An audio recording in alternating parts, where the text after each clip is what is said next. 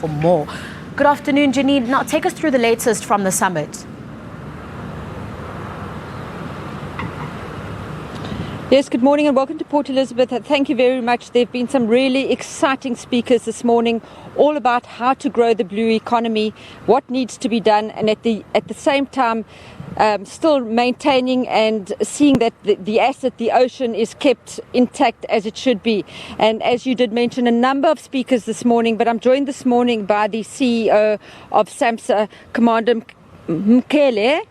Sir, you are extremely excited, and I heard from your talk this morning.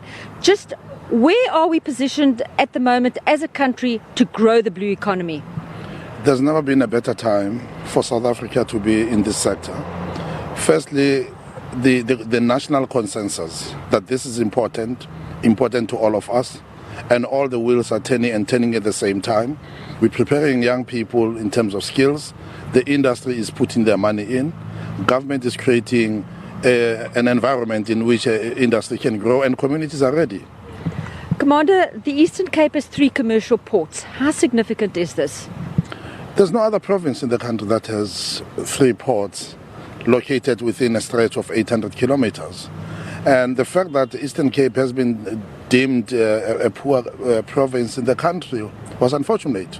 Because if you look at the United States patents, for an example, 70% of the GDP of the US comes from the coastal states. 80%.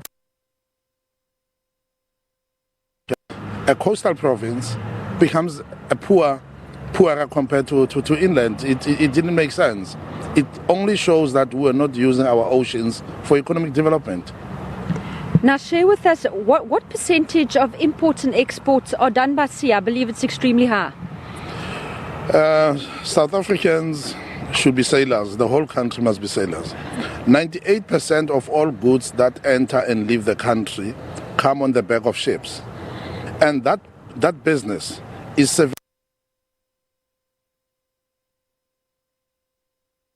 on our ability to move goods in and out of the country. Our local consumption is only 30%. It means if we create more jobs and make our country a better country, we need to do more on the ocean and shipping. You mentioned in your speech about the number of fishing trawlers or fishing vessels that need to be refurnished or taken out of the system. How's this going to work? We're looking at the manufacturing side, and we did a stock of all the vessels. We audited all of them.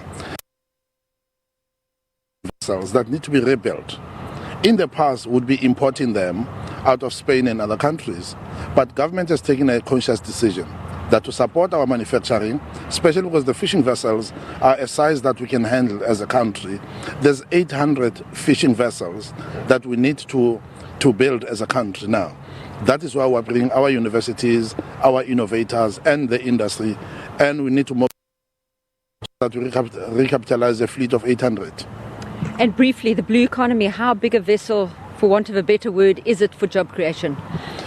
The blue economy, in terms of the Pakistan statistics, is that it's aimed at creating between 800,000 to 1 million jobs under 18 years, because the period we're looking at is 2030.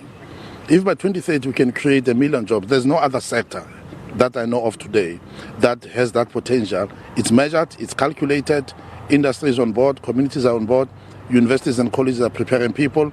I believe that over the next 10 years, this will be the ocean. Commander, thanks very much for your time. Well, there you have it, and he knows what he's talking about, and I know he's extremely excited to be at this very point in time because the blue economy is the way forward. From us here in Port Elizabeth, it's back to you in Johannesburg.